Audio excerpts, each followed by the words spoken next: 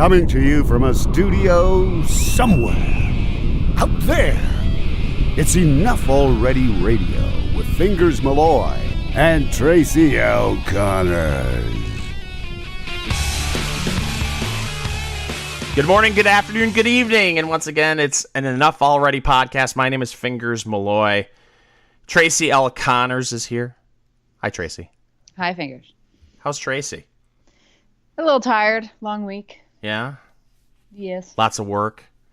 Yes. That's why it's been a long traveling. Well, you're a jet setter? Oh, yeah. Jet setting Philly to Milwaukee. That's a highly traveled route of the jet set types. Oh, tell me about Milwaukee, your experience, because I love Milwaukee. I thought Milwaukee was creepy. Really? Well, it was bizarre. I think our flight got in around 4:30. Okay. So you'd imagine that there'd be some rush hour traffic. Mm-hmm. And we hop into an Uber, and it looks like the hotel 10, 15 minutes away, just mileage-wise. So I say to the driver, are we going to hit a lot of rush hour traffic? No. Well, okay. He was right. Nothing, huh? It was creepy. It's so empty. And he'd say, well, a lot of people leave work early. I'm like, it's Monday. People got to go drink, Tracy. I guess. So we checked into the hotel, and, I like to run around and take photographs wherever I go. So I went out and did that before dinner. And I'm looking down these blocks. There's one or two people on a block walking. I'm like, what? Where are all the people? It was something like out of a movie or something? Yes, it could have been Zombie Apocalypse. Like, more TV shows should shoot in Milwaukee because you don't have to worry about people walking into your shot. It would be so easy to take care of. And I went out the next day around the same time, like 4:30, 5 o'clock. It's still a ghost town. And the restaurant that we ate in on Monday night, we were in a back room that was supposed to have another private party that never showed up, so it was completely empty. Really? It's just strange, yes. Oh, see, it must have been back in 2011. I went to a conference. It was thrown by Franklin Center in Milwaukee, and it was a weekend conference. So Friday, Saturday night, we got to go bar hopping, and they have a shit ton of bars in Milwaukee. In the downtown area, and they got microbreweries and everything, and it was a lot of fun. I really liked that town. I don't know if I want to live there, but it's a fun drinking town. But you were there to work. Yeah. You weren't there to drink? Well, you went out to eat? Yes, both nights, different steakhouses. Good food? Excellent food. Yeah, see? And did you chase down the steak with an ice-cold Miller Lite? No. Nor did I have a Milwaukee's Best. Oh, good God. That's some awful beer. So's Miller Lite, for that matter. I don't know how people drink that crap. Wow. Well, I got two quick stories for you. Okay. I've been under a lot of stress lately. Which is atypical for you? It's not easy trying to save the world. I know. Tracy. So I was in my closet the other day, not hiding, just looking through stuff. And I'm a bit of a pack rat. Uh-huh. Uh-oh, is everything okay? You know I live in the 12th most dangerous city in the country. Carry on.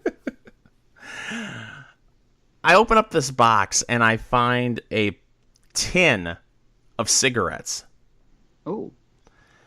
And I look at them and I think, oh, wow, that's interesting. I don't remember ever getting these, and I don't even remember this kind of cigarette. It was a Camel Stinger cigarette, and it's in a nice little tin. And so I threw it in my backpack to show some of my coworkers, and a bunch of stuff went down at work this week, and one of my friends said, hey, grab some of your old cigarettes. Let's go have a smoke. And I thought, you know what the hell? So I opened these things up, and I have a cigarette. Haven't had a cigarette in a long time. They're pretty good. Yeah, they were still okay? Yeah. They were wrapped in the plastic and everything. I unwrapped them. Still sealed? Yeah, it was all sealed and everything. come to find out, I Googled these cigarettes, and R.J. Reynolds agreed to stop making these cigarettes back in 2006. Oh, wow. So, You probably could have sold those for a pretty penny. Well, then I looked on eBay, and people are apparently looking for these cigarettes because they were fine. $9.99 a pack. Oh, that's typical now, though. I know. So it wasn't like, oh my gosh, I just smoked a $500 pack of cigarettes, but I was like, oh, I knew that these were old, but they may be older than 12 years old for all I know. I mean, who knows how long they've been making these? I know they can't be older than 18 years old because that's how long I've been living in this house. But yeah, so I've been smoking these old cigarettes, and I've downed 12 of them in wow. 2 or 3 days, and I've told myself that I'm not going to get another pack of cigarettes after this. I'm going to enjoy Flavor Country for a couple of more days, and then I'll go back to my vape pen that you built me. Nice. So there's that. The other story I got to tell you, I'm going to launch a new podcast. Oh, yeah.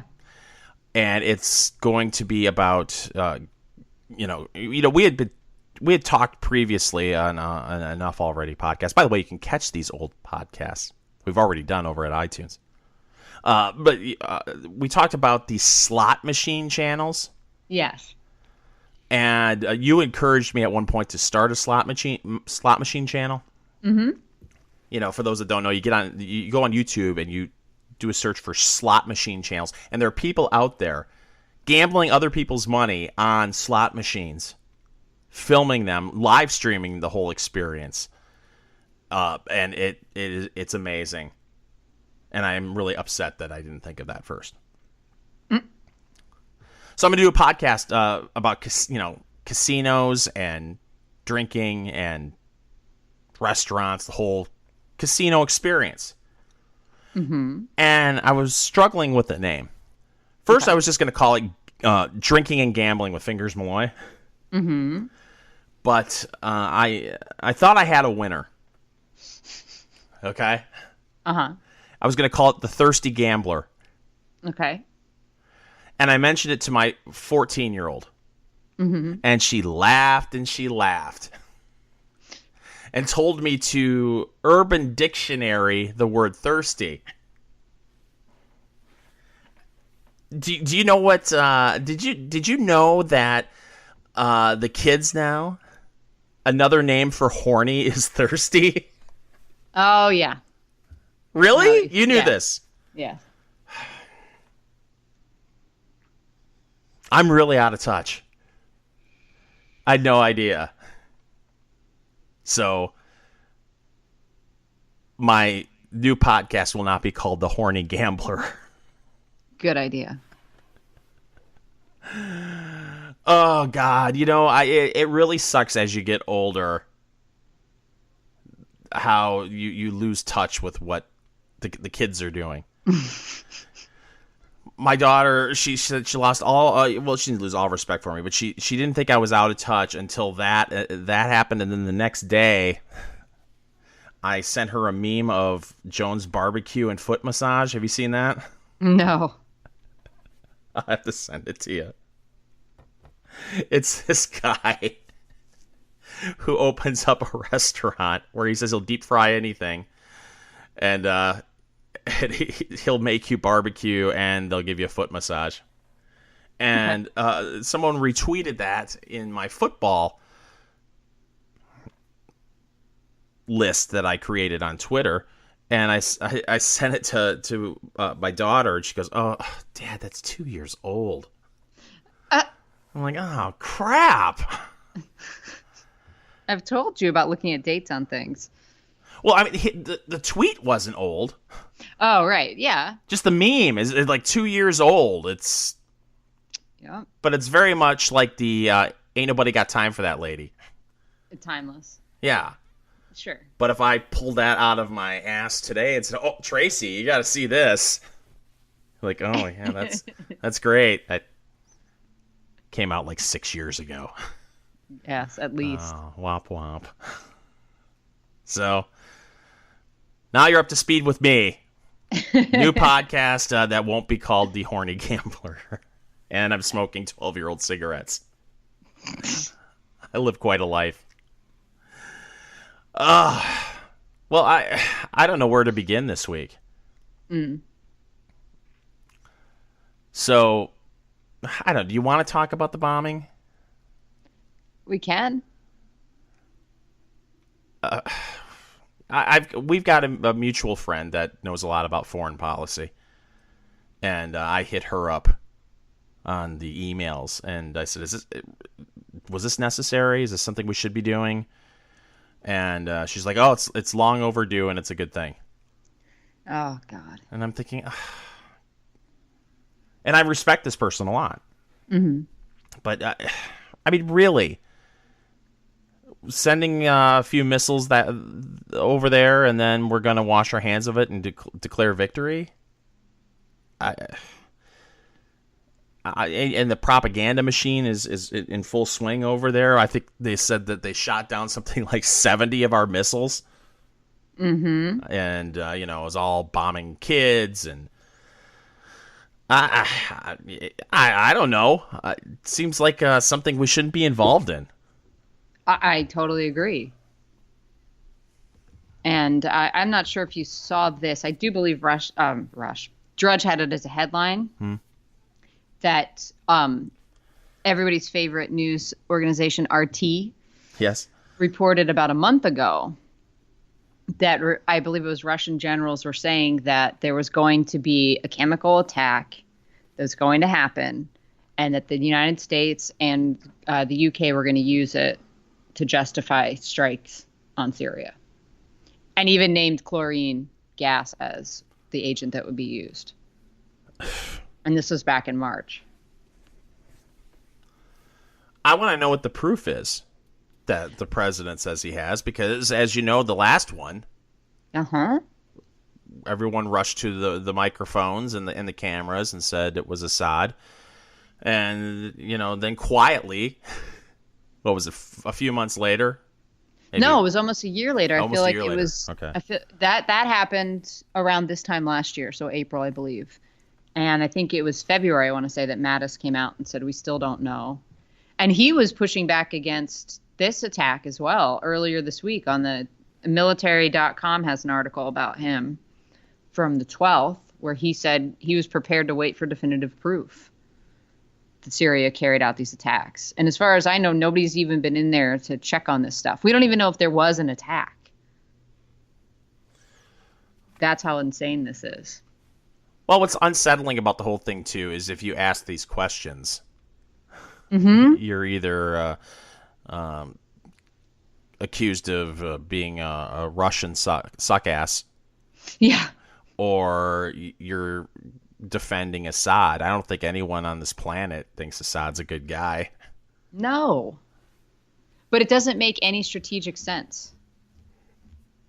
No. And there's a good case to be made that the rebel forces, which is what we're now calling ISIS, which is absurd. ISIS and Al-Qaeda in Syria are now, if you listen to our media, the rebel forces. No, they're the jihadis. That they want the UN to back them. They want us to send in troops to back them so they can topple Assad, which has been their goal this whole time. So how do you make sure the international community will get all up in arms and then send you more arms? And we have no independent confirmation, and we probably never will get any, as to who was responsible for the attack. So it's very possible that ISIS was responsible for this. If there was even an attack. Right. A lot of the sources there's no video that we've seen from civilians or anything like this, and this has been pointed out by people on Twitter. It's like, wait a minute. In an era like this, where everybody, including people in Syria, mind you, have cell phones, why isn't there a ton of video of this? And the last time around with that fake attack, that story started unraveling because people checked into hospitals in disparate areas, not even near each other, claiming symptoms of a gas attack. And those check-ins at these hospitals happened before the alleged attack. I mean, it's just wild. And this was all rounded up. I'll tweet these articles out on Consortium News. An article that came out on April the 10th outlines all of the, the last time it was lied about and kind of the thinking of these rebels trying to get the United Nations on their side. And it's just like, what the hell are we doing there? How does this end? Like Libya? Seriously. This has been since Saddam Hussein. We can just yell, oh, they have chemical weapons, and they're using them against their people. I don't think the American people... I would be shocked if they put ground troops in Syria on a large scale. I was going to say, we already have them. I mean, on a large scale. I mean, something like we're talking about Iraq kind of deal. I don't think the American people would stand for it. Why not? They stood for it when Obama put troops all over the damn place. Don't you remember, was it earlier, maybe 6 months ago, when a bunch of American soldiers got killed in what the media now pronounces as Niger? Well... And everybody said, what the hell? We have troops there? Well, A, it's okay when a Democrat does it. True. But B, I mean, I'm talking about 150,000 troops. Yeah. A huge ground war in Syria, I don't think the American people would put up with that. But like you said, I don't think anyone knows. If you polled the general population and asked them if we have troops in that region in Syria, if nobody knows how many people are over there. No, and then if you ask them, I mean, one of the reasons is when these chemical attacks happen, and I can't remember, I think it might have been Mike Cernovich that pointed this out, and I thought it was so clever. Oh, they have that gas that only kills women and children. How convenient. Because that's all you ever see photos of, right? Yeah. And yet, this is why we have to go to war, because innocent women and children are being killed. But meanwhile, next door in Yemen, we're helping the Saudis do the same exact thing.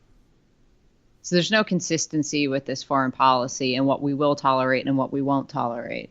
And it's getting really old. I mean, right now we have 2,000 troops in Syria. According to whom? The Pentagon? Yes. Are there boots on the ground, though? Well, this is... that was one of Obama's things all the time. Right. We want to put boots on the ground. This is from Reuters. U.S. troops not leaving Syria until goals are accomplished, according to Nikki Haley. Right. Well, what are these goals? Haley listed 3 aims for the United States: ensuring that chemical weapons are not used in any way that pose a risk to U.S. interests. Okay. Well, so far, they haven't posed a threat to us. That Islamic State is defeated, and that there is a good vantage point to watch what Iran is doing. Well, oh, good God. We can't watch them from Saudi Arabia? Facebook can watch them. We have satellites, right? Drones. We can intercept all of their communications, no doubt. I mean, this is it's just a complete disaster. And we got suckered into thinking that Trump would stop with the stupid wars. Trump has made clear that he wants to withdraw the roughly 2,000 U.S. troops in Syria involved in the anti-Islamic State campaign. Until, of course, the supposed gas attack. Right. So, you know how this can play out. 2,000 will turn into 3,000. Next thing you know, you've got 25,000 troops in Syria. Sure, we just need to have a surge. Right. Just to put them down once and for all. And then, as if you can eradicate any of these groups. They just change names and leadership. Like Acorn. Yes, exactly. No, I mean, during the surge and prior to that, during this whole Gulf War, how many times do we hear on the news, the number 2 of Al-Qaeda has been killed? Honestly. Yep. There were about 500 number 2s. Yes. So this never ends. These guys are never giving up. They're willing to die for their cause. Just leave them alone. Get the hell out of there. So there's and they that. don't have reasons to justify the gigantic defense budgets anymore. Well, that's the thing. I mean, you have to show force every once in a while to sell the American people on a huge defense budget. So that's fun. Mm-hmm. And I can't wait to watch Morning Joe on Monday. They'll be heralding him as some genius, of course. It's funny how quickly all the left that hates Trump as soon as he drops bombs. Oh, this is great. If you'll recall, the last time CNN had all the war porn going on in the background. And I can't remember which one of them said, he became the president tonight. Oh, yeah. Just blow up some stuff, kill some people. That's presidential. Bomb the shit out of ISIS. Yep. Well. But we're not even bombing the shit out of ISIS. We're bombing the shit out of the Russians and the Syrians, which is a really stupid move. And that's one of the reasons why he gave that warning like 4 days before he did anything. Because you got Russians running around there. Yeah, and they've basically said, hey, if you kill any Russians, we're just going to war. Yeah. So won't that be fun? And now all the idiots on television that have been freaking out about the collusion, they're going to quickly have to change their story, I would imagine. But I feel like they wanted this. They want war with Russia. And I think the American people would wholeheartedly agree that Syria is worth going to war with Russia over. Yeah. What do you think? 1 in 100 could find it on a map? It wasn't labeled. Good God. Well, so there's that. I haven't been following the news all that much. I'll be honest with you. You know, the Paul Ryan resignation was big. Yeah, it's a thing of beauty. And now he just needs to leave. Impossible. Wait for his book. Oh, God. And there's speculation that he may run for president in 2020. He swears he's not going to do it. But, I mean, who the hell knows? You got John Kasich running around saying he may run again, as if the American people are clamoring for President Kasich. Well, if you do remember, I mean, he's delusional enough to believe that he could do it. He made it through to the final 3. You're right. He made it through the final 3 only because these politicians, it's like they don't know when to give up. Mm-hmm. Some of them, they're so desperate for attention that they'll stay in well past the point of being able to win. And he was one of them. I mean, seriously, what the hell is John Kasich do? He was holding out for Ohio. Didn't he make it to the final 2? Now that I think about it, I feel like Cruz dropped out before him. Oh, now you're gonna make me look that up.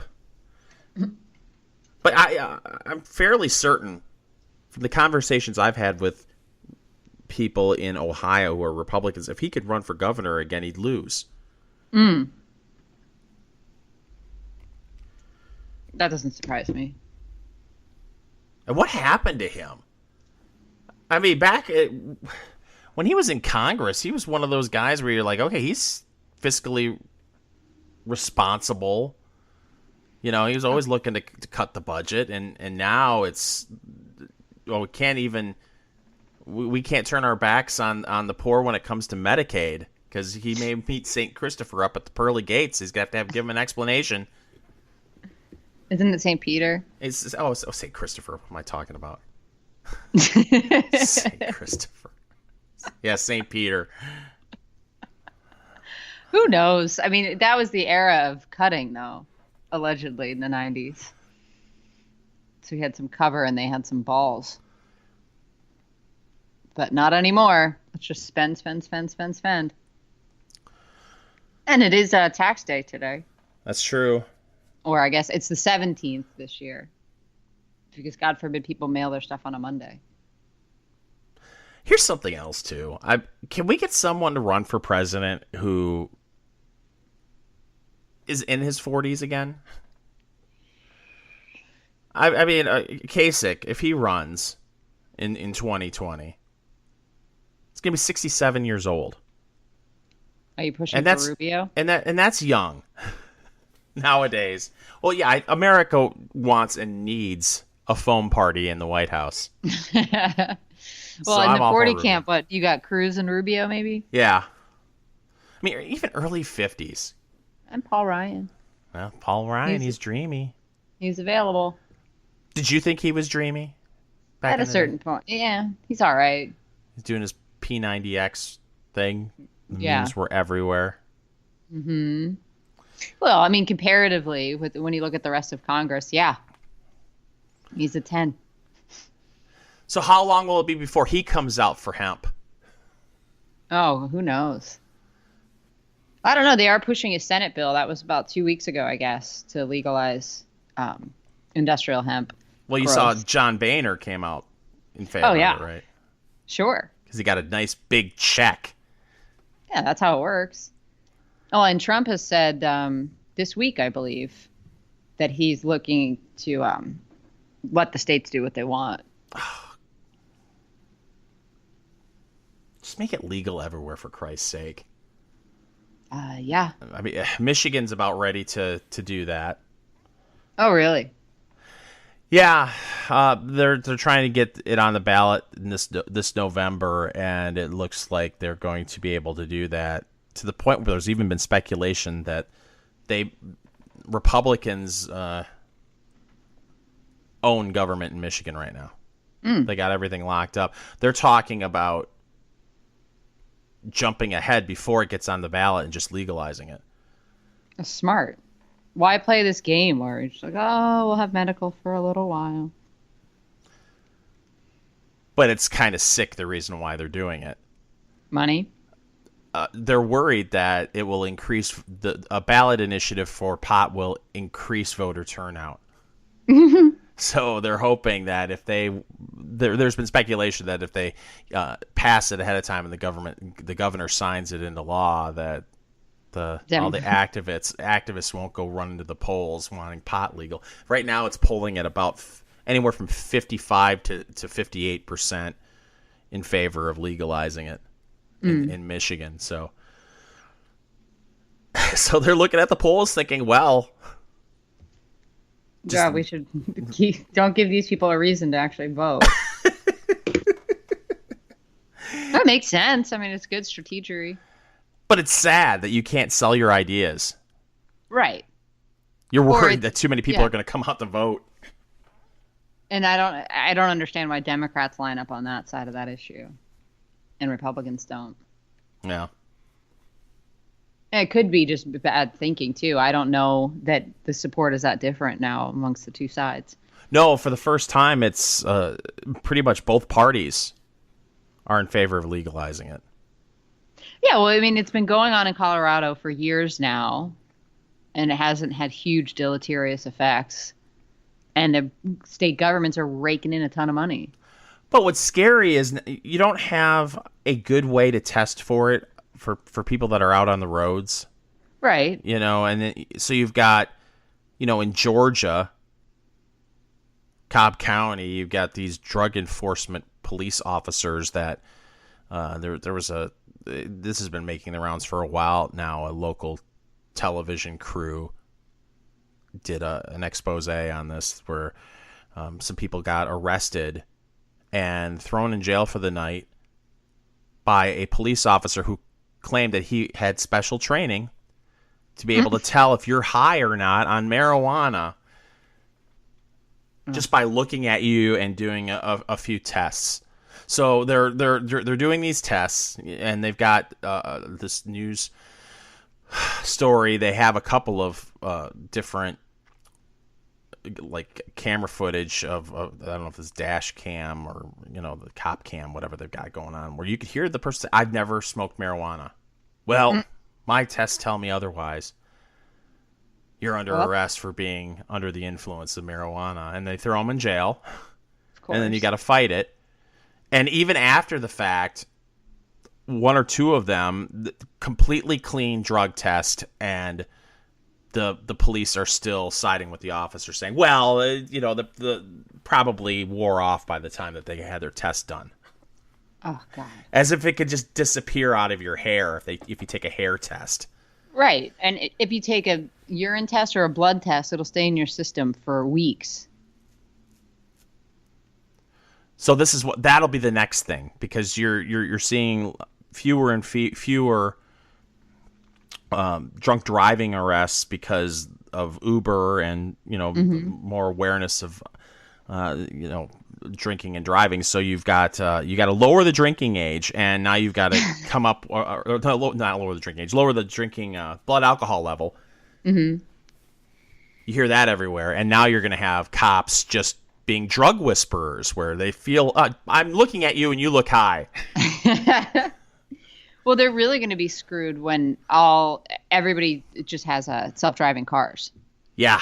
Because think about how much money they make off of DUIs and speeding tickets and parking tickets. If I have a self-driving car, it can drop me off and come back and pick me up. I don't need to park it somewhere with a meter and get a ticket.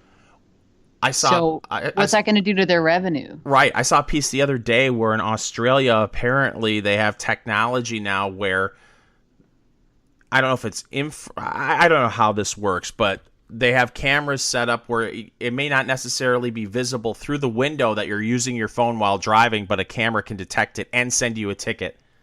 Oh, God. So that's the new thing. That's why this whole distracted driving bullshit is coming up, because sure, it is a problem, but it's a huge revenue generator. The potential is out there for them to make millions and millions of dollars by writing tickets for distracted drivers. For some reason, I can't look down at my phone for something, but I can look at my radio, and that's okay. Yeah. You're not going to write me a ticket for changing the channel on my radio if I'm driving down the street and I'm not hitting anybody. Right. Well, I'm amazed at how many people I still see driving around holding a phone to their head. Yeah. That is just asinine to me. First of all, I never put my phone to my head. I always use my headphones. But driving one-handed like that, and I can't tell you how often it is that whoever's doing that is driving like a complete moron. Are you going to have, the click it or ticket thing has been out there for decades, where you've got cops on overpasses with binoculars looking into cars to see if people are wearing their seatbelts. Or you could have the same thing with distracted driving and cell phones. Oh, that guy's eating a cheeseburger. That's okay. Oh, yeah. That guy's looking at a phone. That lady's putting her makeup on. That's cool. That guy's eating a bowl of cereal. At least it's not reading a book. At least he's not looking at a phone. Right. Good God. Well, so that'll be interesting to see if that makes it to the States. I'm sure it will soon if the Aussies can. Oh, of course. Well, I'm surprised they haven't leaned on the cell companies to give up that data, or who's texting while driving. But how do you do that? Well, your phone knows how fast you're going. Yeah, but what if you're a passenger in the car? Yeah, well, that's always the lie then. Because they could tell you if you're not a passenger in the car if there aren't two phones. Because the assumption would be that everybody has a phone. And they've got enough cameras everywhere. They could just snap a photo of you and say, "Yep, nope, that was you were the only person in the car." It's sickening. I was in Florida a year ago, and I drove through Kentucky, and I thought it was a scam because I never saw a sign for a toll road. Mm-hmm. But I just got a letter one day in the mail saying I owed the state of Kentucky $4 for hitting a toll road. I'm like, what the hell is this? I didn't skip anything. I've never seen any signs for toll roads. Well, come to find out, I was in Nashville about 3 weeks ago, coming back, going over the bridge from Tennessee into, or not Tennessee, Kentucky into Indiana. It's a toll bridge. And they take your picture and send you a bill. Nice. That you have to pay. Well, my favorites, I've heard this from a couple people that have traveled over in Europe. Mm-hmm. You'll get a huge ticket in the mail telling you they've got cameras. I remember this happened to people that I know that were in Italy, in Rome, and went down a one-way street by accident. You get a €150 fine in the mail. Yeah. It's ridiculous. Wow. Yeah, you're just like, I got lost in a foreign city. Nope. And they also have different zones where only certain license plates are allowed to drive. You get tickets for that, too. Really? Yes. I think that was all Rome. So some of the neighborhoods you're only allowed to drive in if you're a resident or something like this. So you don't find out till 6 months later when the rental car companies coughed up your information to the local police and they mail you a bill. Wow. Well, They got to get their money somehow. They got to fund their BS operation so they can keep giving out more tickets. well, it's funny. I'm trying to look this up because it was a few years ago.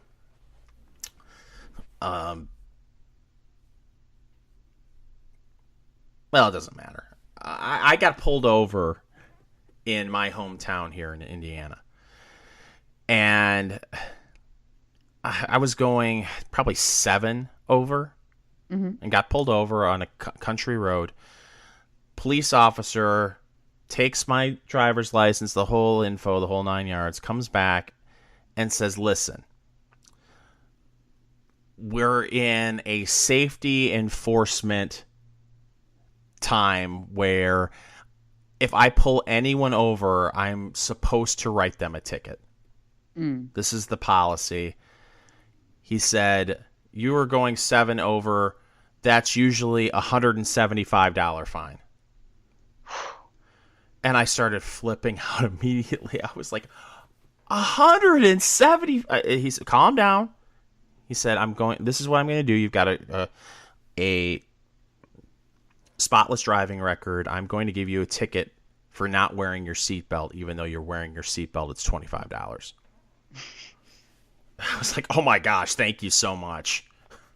That's cool. You know, he was a cool cop. He looked at my record. I wasn't being a dick when I got pulled over. Mm-hmm. But $175 for going from 1 mile an hour over until I think it was 10. It was $175 fine. Jesus. That's obscene. Mm-hmm. And are you going to... this is where we're headed, too, because there aren't as many cops on the roads because the budgets are getting crunched. Are you going to have these radar guns with cameras on the side of the road everywhere? And if you're going 2 miles an hour over the speed limit, you're going to get a ticket mailed to you for a $175 fine? Yeah. Why not? I think at that point, if that ever happens, if that ever becomes they try to make that become the norm, I think that's when the torches and pitchforks start headed to City Hall with them, because you just drive now. It's so easy to just go 1 or 2 miles an hour over the speed limit. Sure. Well, and I never understand how they determine what the hell the speed limit should be. Yeah. And, there are little towns that if you drive through it, you're on a road going 50, and then you hit the edge of the town, and all of a sudden you got to drop down to 35. Yeah, for like 3 blocks. Yeah, and they'll just sit there and wait to get you. Yeah. And fleece those big city types coming through our little town. Oh, do you have any cash on you? Oh, you got $1,000 on you? I think you were going to go buy drugs. I'm going to confiscate that. Oh, that happened to a friend of mine. It did? Mm-hmm. And I can't remember how much it was. It was a couple $1,000s. Never got it back. What a scam. It is. I mean, but how do they know you have any cash on you? Well, they come up with some bullshit reason to search your car. Wow. Yeah. And most people are intimidated into allowing them to do that. And they'll also say, oh, if you don't allow me to do it, then we have to impound the vehicle and we'll go get a warrant. And I mean, it's the same stuff now with refusing to do a sobriety test. Yeah. They'll just cuff your ass and take you to the hospital and draw blood. Tear up your license. Yeah.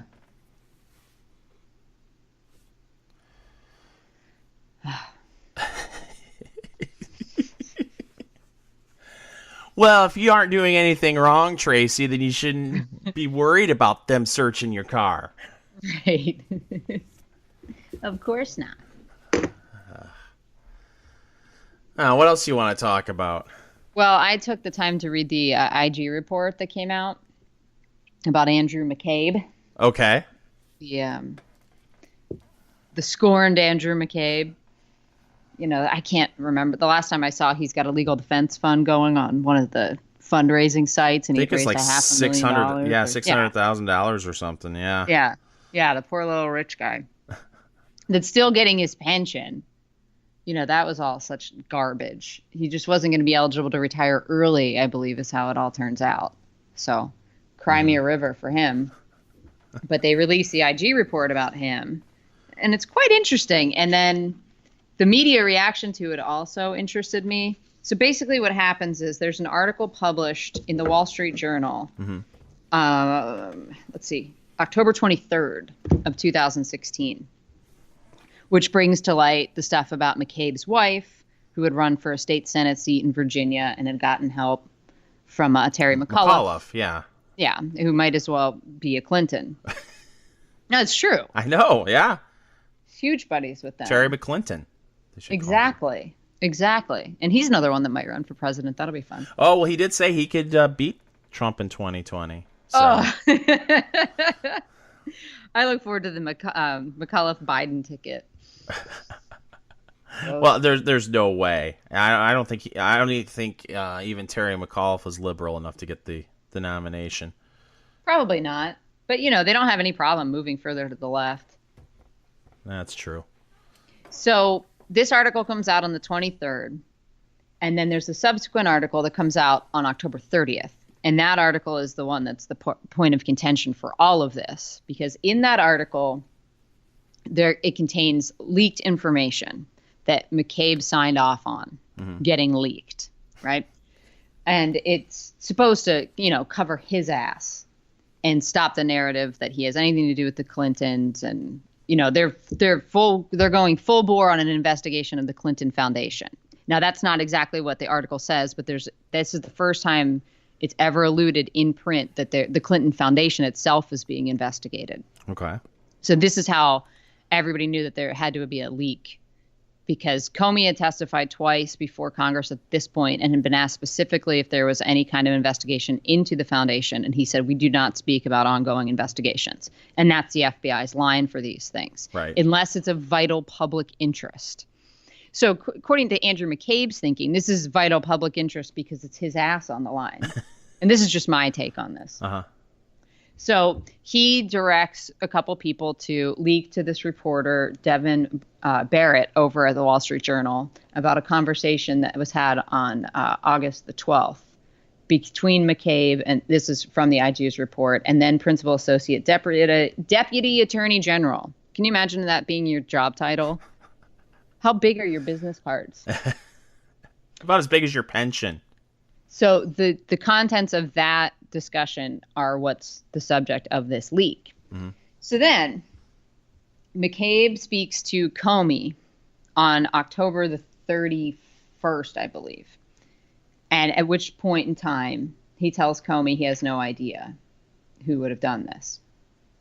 So this is from the report. In a conversation with then Director Comey shortly after the article was published, McCabe lacked candor, which is the legalese of saying he lied his ass off, when he told Comey or made statements that led Comey to believe that McCabe had not authorized the disclosure and did not know who did. So then later on, so that's October of 2016. Mm-hmm. Then they start interviewing him. They decide to go and revisit this kind of stuff. And there's a bunch of different people involved in this, including the FBI's own internal people. And they go and have a meeting with him. Hang on. This is 36 pages, so I got to find it. Jeez. Yeah. How many drinks did you have to consume? I just woke up my Saturday morning and thought I should read this thing because everybody that's reporting on it, I can damn well bet none of them have read it. So let's see. He has a meeting, I believe, February it is? Yeah. May. So in May of 2017, the FBI Inspection Division, the INSD, expanded a pre-existing investigation of media leaks to include determining the source of the information in that October 30th Wall Street Journal article. So they go and interview him under oath. So the Comey stuff is not under oath, obviously. It's just the two of them having a conversation. Mm-hmm. So they put him under oath, and they ask him about this. And this is the reason for their visit, is to go talk to him about this leak. Okay. Nope, don't know anything about it. He says, quote, and they have, extemporaneous notes of this meeting. No idea where it came from and who the source was. This is what he tells these guys. Mm-hmm. Okay. They said, and then the INSD says the whole interaction, which happened in McCabe's office, and there was somebody else there, but they redacted that person's name, lasted maybe 5 to 7 minutes. And it was a flowing conversation because McCabe was seemingly the victim and claimed that he did not know who did it. So they then send him a draft statement that he's supposed to sign off on. Okay. So 3 days later, on May the 12th, the INSD emailed McCabe a draft signed sworn statement for his review and signature. So they do all this. Then he doesn't sign it and return it to them. So he's supposed to they send him notes that's, a summary of the discussion, email it to him and say, for your review and sign it. And while they were there, they showed him a copy of the article in question and had him initial it. So they have that because that'll be important later when he's like, I had no idea what they're talking about. So, so they send him the draft. He doesn't do anything about it. They don't hear a peep. So this is how efficient government is. Approximately a month later, McCabe had failed to execute and return the draft SSS, which is this sworn statement thing. So accordingly, on June the 23rd, so this is a full month and like 2 weeks later, they again emailed it to him and again requested that he review it and sign it. This is the government part that cracks me up. However, they accidentally sent it to a different FBI employee. Of course. Rather than the then acting director, Andrew McCabe. So I love this. The unintended recipient forwarded this email to McCabe. And on that same date, when he gets this email, McCabe emailed the INSD to note the error in the address. So they send the sworn statement to Fingers. It's supposed to come to me. Fingers forwards it to me. I let them know, hey, you sent it to Fingers by accident, but I don't sign it. So he never signed this thing. And no peep about it was made again. So they say he did not communicate with them until August the 18th. And then that meeting is described later. So it's just so goddamn funny. At some point, and they jump around kind of time-wise. Uh-huh. So on, I'll go chronologically. So on Friday, July the 28th of 2017, the Office of the Inspector General interviewed McCabe under oath again in connection with its ongoing review of the various FBI and department actions in advance of the 2016 election, blah, blah, blah. The primary focus of the interview was to determine his awareness of the existence of certain text messages between the special counsel and the DAD. So these are the people that I believe are the source of the leaks. Uh-huh.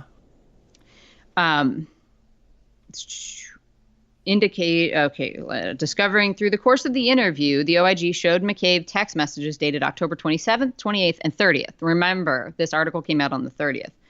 From special counsel to DAD, indicating that special counsel had been in contact with the Wall Street Journal reporter Barrett and appeared to have been a source for the October 30th Wall Street Journal article.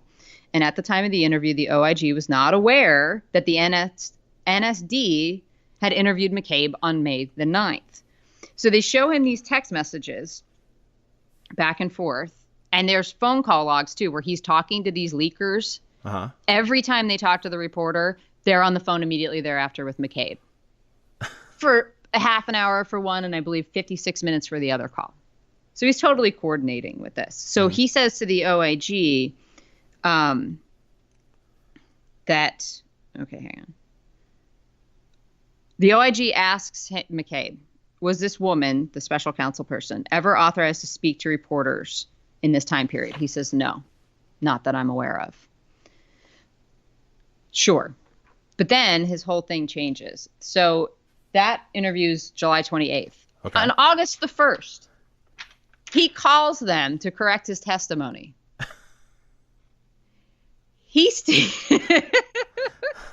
On Tuesday, August the 1st, of 2017, McCabe placed a phone call to an OIG Assistant Inspector General to correct the statement that he gave on July 28th. So he stated that he believes that the special counsel may have been authorized by him to work with the AD and the OPA and to speak with the Wall Street Journal for the late October article. He said he had worked with the special counsel on a previous Wall Street Journal article earlier in the month when they spent the day trying to correct inaccuracies. At the time the second article was prepared, he was out of town. I love that part of the story. And so he couldn't really get in contact with people and didn't know where they were. Sure.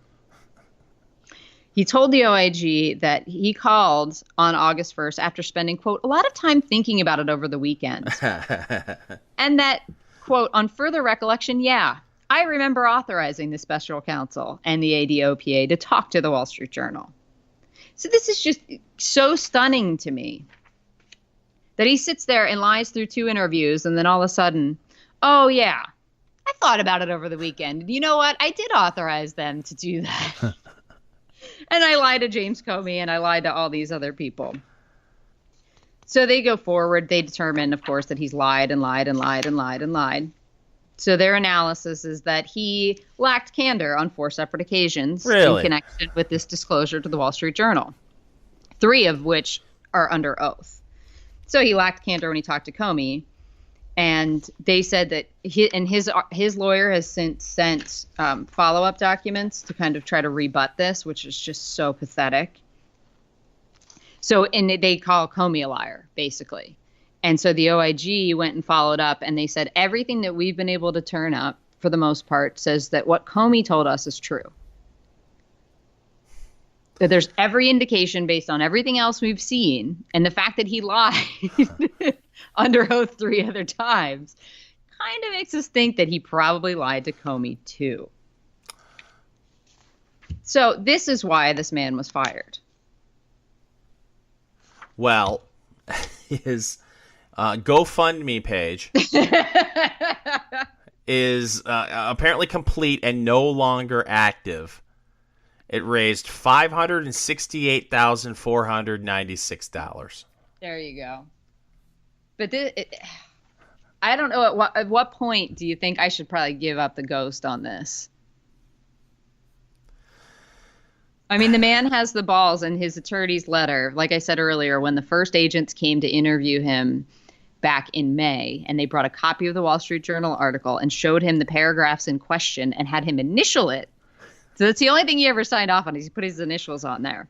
So one of the footnotes in this is a letter submitted by his counsel after reviewing a draft of this report. McCabe offers an explanation for the inconsistent accounts that he gave to the INSD agents, because he said that he was confused about which portion of the October 30th article he was being asked about, citing numerous other facts and quotes from anonymous FBI sources regarding the Clinton Foundation investigation. The investigative record is clear as to the portion of the article about which the agents were talking about. And they don't say it, but I will, because he put his goddamn initials next to it. I'm surprised he did that. He's a lawyer. Well, he's not a very bright lawyer, apparently. You think that people aren't going to be able to get your phone logs and say, every time these people talk to somebody at the Wall Street Journal, they then immediately called you and talked to you at length. That seems normal. I'm surprised that the report was published in full. Well, they did redact a couple things, but it's just people's names. And the names were short enough that I'm wondering if it's Struck and Page, whose text messages have been leaked. But yeah, so that's fun. So it's just, and it was fascinating to me. So I finished reading it, and then I wanted to see how the Washington Post and the New York Times reported on it. Mm-hmm. Here's the Washington Post headline. Sure, McCabe and Comey made mistakes, but that's not why they were fired. I mean, this is an opinion piece, but if you do Google search, McCabe IG report, the top 2 hits are the New York Times and the Wall Street Journal. So, and I love this language. You can get rid of the first paragraph. It's not even worth it. But he says, this is Max Boot, that brilliant genius. The Trumpistas claim to have been vindicated by Friday's release of a scathing report. Remember that. On McCabe from the Justice Department's Inspector General, Michael Horowitz. The IG found that, and I love this, he puts this in quotes, lacked candor, i.e. he lied, sometimes under oath, and denying investigators that he had authorized a leak to the Wall Street Journal, blah, blah, blah, blah, blah. So then he doesn't talk about any part of the report, really. No, it doesn't talk about, the fact that he lied and lied and lied and lied and lied and lied and lied. And this is the FBI. Right, right. Wow. So then let's jump over to the New York Times quickly. Here we go. Here's their headline. Former FBI deputy director is faulted. That was a common phrase, too, in scathing Inspector General report. Now, you have to go down 11 paragraphs in this to get to the Inspector General's report was unsparing in its assessment of Mr. McCabe. So buried under all this stuff about, how Trump said he was a liar and he got fired and he lost his pension and all that garbage. 11 paragraphs in, then we get to about the report. If the situations were reversed and this were a Barack Obama firing, paragraph 1 would have been lying liarson. Oh, of course. Andrew McCabe was a lying liarson who lies lying. That's what it would be. The thing to me that's so shocking about the reporting, I guess, and I guess I shouldn't be shocked, is they don't take you through it's a simple timeline. There's an article published on the October the 23rd that makes McCabe look like he's on the payroll for the Clintons, which then brings up, should he be recusing himself from any investigation thereof? 7 days later, orchestrated by him, there are leaks to the Wall Street Journal that make him look better and bring up to the public attention for the first time that the Clinton Foundation's under investigation. He goes and tells Comey the next day that he has no idea who would have done that. Not me. I was out of town. I have no idea. Couldn't possibly be me. Then in May of the following year, he's interviewed about it, signs off on the article. I know which paragraphs you're talking about. No idea. And then they interview him again in July. Different organization. No idea. Then I think about it over the weekend. Oh, yeah. Those leaks. That was me. I authorized those. That's what happened here. That's not pointed out by the by the Washington Post or the New York Times. They give you none of the basic facts that are not in dispute, except by McCabe. I can't believe.